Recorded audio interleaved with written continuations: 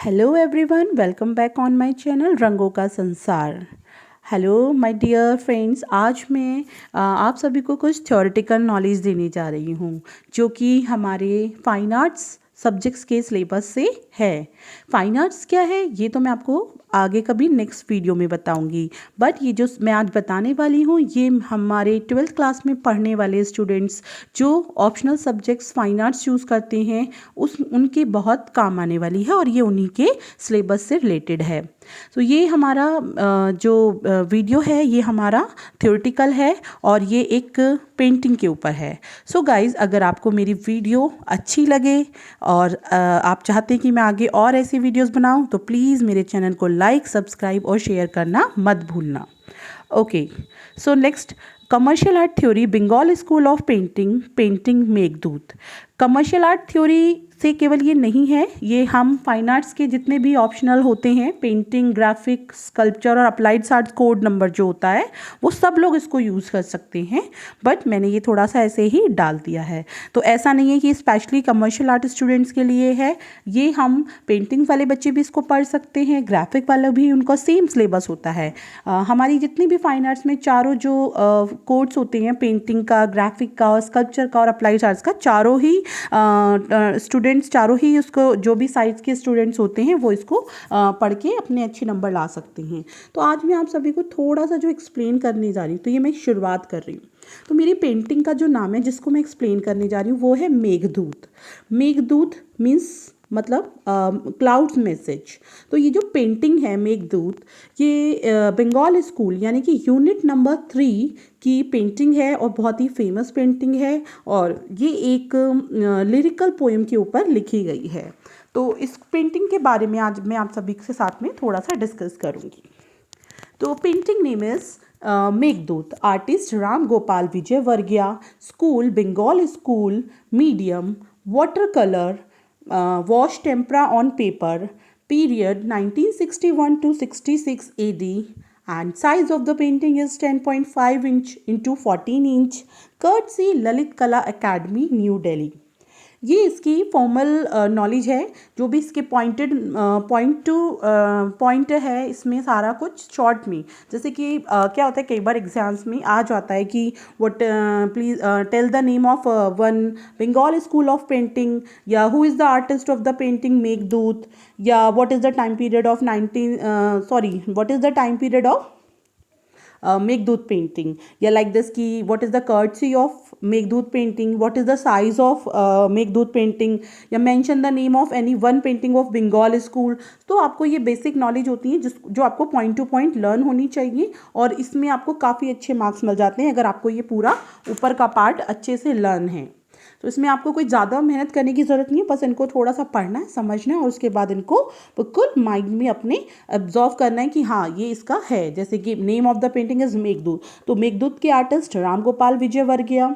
इसका स्कूल जो है सब स्कूल, यानी कि जहाँ ये बनी है, जिस सब स्कूल यानी कि जिस टाइम पीरियड में, तो वो बंगाल स्कूल, ये बंगाल के आर्टिस्ट के थे, उनकी वहाँ से आर्ट स्टार्ट हुई थी। इस तरह से हमें लर्न करना है। चलिए नेक्स्ट हम आते हैं subject matter. This painting is based on a lyrical poem Meghdut written by Kalidas। ये जो पेंटिंग है ये एक लिरिकल पोएम मेघदूत पर बेस्ड है, जो उसको किसने लिखा था? कालिदास ने। कालिदास के बारे में तो आप सभी जानते होंगे, कालिदास संस्कृत के बहुत ही महान कवि थे और उन्होंने एक मेघदूत करके एक लिरिकल पोएम, एक गीतात्मक कविता बनाई थी मेघदूत। तो ये पेंटिंग भी उसी पर बेस्ड है। Meghdoot is a story of a yaksha. मेघदूत एक यक्ष की कहानी है who lives in the beautiful mythical city of Alka in the Himalayas, जो कि हिमालय के पौराणिक शहर अलका में रहता था। बहुत ही सुंदर शहर था वो हिमालय का, अलका नाम का। He was exiled by his master king Kuber for 1 year for neglecting his duty. उसको एग्जाइल किया गया था, मतलब निष्कासित किया गया था, उसकी जो भी जिम्मेदारियां थी, जो भी उनको वो करने के लिए, नेग्लेक्ट करने के लिए, इसलिए उसको 1 साल के लिए वहाँ से निष्कासित कर दिया गया था, या कह दीजिए कि वनवास दिया गया था। The poem is set about 8 months after the exile. ये जो पोएम है ये जो भी उसके वनवास था या जो भी उसको पनिशमेंट मिला था उसके 8 महीने बाद का जो टाइम पीरियड है वहाँ का, उसके लिए बनाई गई है। When the yaksha yearning for his beloved convinces a passing cloud to become his messenger दूत and carry his message to his beloved wife awaiting his return। ये जो कहानी है या ये जो कविता थी या ये जो गीत है, ये कालिदास ने मतलब इसलिए लिखा था और ये पेंटिंग में यही दिखाया गया है कि जब यक्ष जो था वो बहुत ही ज़्यादा मतलब तड़प रहा था फॉर हिज बिलव्ड, अपनी प्रेमिका अपनी प्रियतमा से उस तक अपना मैसेज देने के लिए, तो उसने ये मैसेज कैसे अपनी प्रेमा तक पहुंचाया, तो ये उस पर बेस्ड है।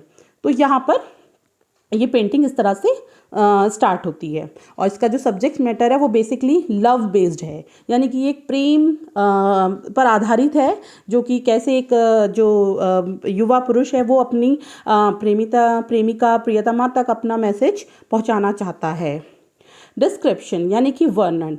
Ram Gopal Vijayvargiya a prolific writer and poet in addition to being an outstanding artist. Ram Gopal Vijayvargiya एक बहुत ही उम्दा जो मतलब एक बहुत ही श्रेष्ठ लेखक और एक कवि थे, साथ ही वो एक उम्दा कलाकार भी थे। Has painted Meghdoot cloud messenger one of his favourite themes. ये जो क्लाउड मैसेंजर या मेघदूत जिसको हम कह रहे हैं, ये उनकी बहुत ही फेवरेट थीम थी, बहुत ही पसंदीदा उनका ये टॉपिक था। इन 3 separate series each one having up of 60 to 70 paintings. और इसकी 3 सीरीज उन्होंने बनाई थी सेपरेट, जिसमें 60 to 70 पेंटिंग्स उन्होंने बनाई हैं। Literary classics were a constant source of inspiration for him, which resulted into the production of masterpieces based on literature। और literary classics का मतलब मीनिंग होता है, ये वर्ड्स यूज़ किया जाता है एक स्पेशल मतलब एक जो लिटरेचर होते हैं क्लासिकल्स, एक जो शास्त्रीय जो साहित्य होते हैं, चाहे वो किसी भी लैंग्वेज में लिखे गए हों, तो बहुत ही उनका जो स्थान होता है बहुत ऊंचा होता है, उनका मतलब एक हायर लेवल होता है। तो उससे इंस्पायर होकर के इन्होंने इस चीज़ को आगे मास्टरपीस को बनाया है। His personified fictional character had a life of their on in nature and waterfall in an ideal setting. तो वो जो कैरेक्टर है वो उनका बहुत ही मतलब नेचुरल है, नेचर से है, waterfall in an ideal setting से है। His character had soft features. उनके कैरेक्टर में बहुत ही सॉफ्ट फीचर्स है, बहुत ही कोमल से फीचर्स हैं। ग्रेसफुली कर्विंग बॉडीज़, बहुत ही सुंदर और मतलब एक लचीली बॉडी है, सॉफ्ट कोमल। सॉफ्टली स्माइलिंग माउथ, सुंदर स्माइलिंग उसके हो मतलब जो मुस्कुराता हुआ चेहरा है। Half close do like eyes, आधी बंद खुली आंखें हैं। Thin shapely arms and long, उसकी लंबी और पतली बाहें हैं। Tapering long and tapering fingers भी हैं। Here the handsome yaksha is sitting on rocks in a forest and writing his feelings।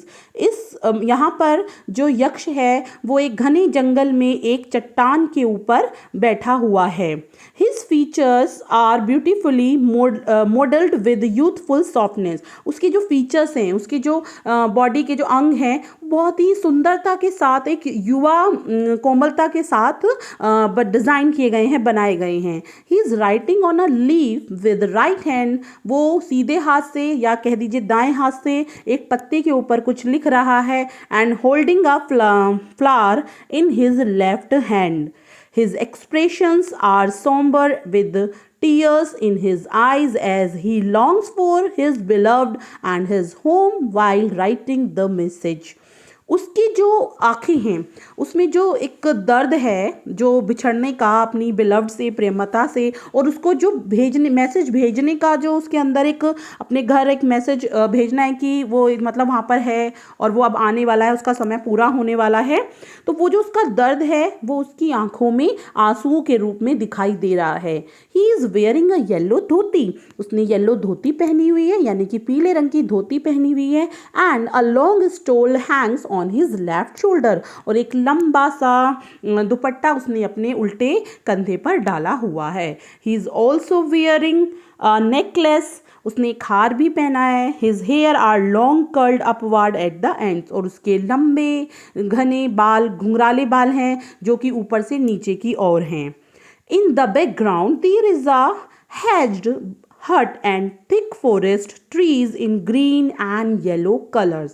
Background means यानी कि जो पेंटिंग की पृष्ठभूमि है, बैकग्राउंड है, वहाँ पर एक फूस की झोपड़ी बनाई हुई दिखी है गई है, एंड एक घने जंगल हैं जो कि ग्रीन और हरे और पीले रंग में बनाए गए हैं। The hut, trees and rocky terrain are painted in light and dark brown color.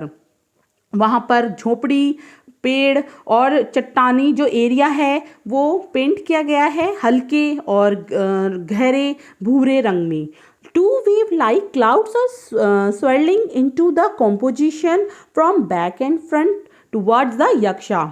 Painting के अंदर यक्ष के चारों तरफ बादलों की दो जो वेव्स हैं, तरंगों की तरह, लहरों की तरह बादल जो हैं वो घूम रहे हैं पेंटिंग उसमें यक्ष के चारों तरफ, और वो उसके मतलब उसको चारों तरफ से घेरे हुए हैं और घूम रहे हैं। They are painted with sky blue in the starlit dark sky, वो एक सुंदर और मतलब एक डार्क कलर का जो तारों से भरा हुआ है, ऐसे डार्क गहरे के आसमान, नीले आसमान के साथ बनाए गए हैं। A few small birds are also flying amongst the clouds. A few small birds are also flying amongst the clouds.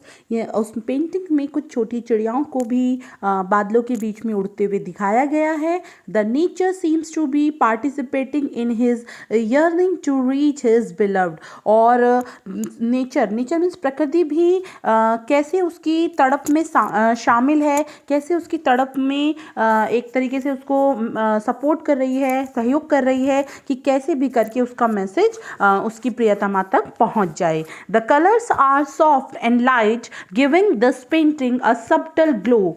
जो कलर्स हैं पेंटिंग के अंदर वो बहुत ही सॉफ्ट है, लाइट है, और वो पेंटिंग को एक सूक्ष्म चमक, सब्टल ग्लो मतलब एक सूक्ष्म चमक, बहुत ही सुंदर रूप प्रदान कर रहे हैं। Lines are sharp with tonal variation in brown colour. The story was an important as the technique of the painting. Even in modernism he sticks to his preference for people as subjects of literary works. जो हैं वो painting में बहुत ही soft and light हैं जो कि painting को बहुत ही सुंदर रूप प्रदान कर रहे हैं। Lines are sharp with tonal variation in brown colours. Lines बहुत ही शार्प और उनके जो वेरिएशंस हैं यानी कि लाइट एंड डार्क के वो ब्राउन कलर्स के बहुत यूज़ किए गए हैं, भूरे रंग के। और the story was as important as the technique of the painting. Painting की तरह जितनी पेंटिंग की टेक्निक्स इम्पोर्टेंट है, सेम उतनी ही पेंटिंग की कहानी भी इम्पोर्टेंट है। Even in modernism he sticks to his preference for people as subjects of literary works. Modernism यानी कि आज का जो आधुनिकतावाद होते हुए भी पेंटिंग अपने आप की एक साहित्यिक लिटरेरी वर्क, साहित्यिक जो वैल्यू है वो लोगों के बीच में रख रही है। तो इस तरह से पूरी पेंटिंग जो है ये एक युवा पुरुष की एक मन की व्यथा है, वो किस तरह से बादलों को मना रहा है, अपनी प्रियतमा तक अपने मन का मैसेज जो मतलब मैसेज है या कह दीजिए जो उसकी मन की भावना है उनको उस तक पहुंचाने के लिए बादलों को दूत के रूप में मनाना चाह रहा है या मनाने की कोशिश कर रहा है। सो दैट्स कि बहुत ही आसान पेंटिंग है जिसको आप आसानी से एक बार पढ़ेंगे और आपको शायद मेरी जो ये एक्सप्लेनेशन है कुछ काम आए और आप इससे अच्छे से समझ करके पेंटिंग्स के कोई भी क्वेश्चंस के आंसर्स आप दे सकते हो। अब आपसे अगर कोई भी क्वेश्चन पूछा जा सकता है तो आप उसको आंसर्स कर सकते हैं। It's very easy. एक बार आप इस पेंटिंग को पढ़िएगा, फिर जो भी मैंने एक्सप्लेन किया है उसको एक बार सुनिएगा, उससे आपको बहुत अच्छे से पेंटिंग के बारे में लर्न हो जाएगा।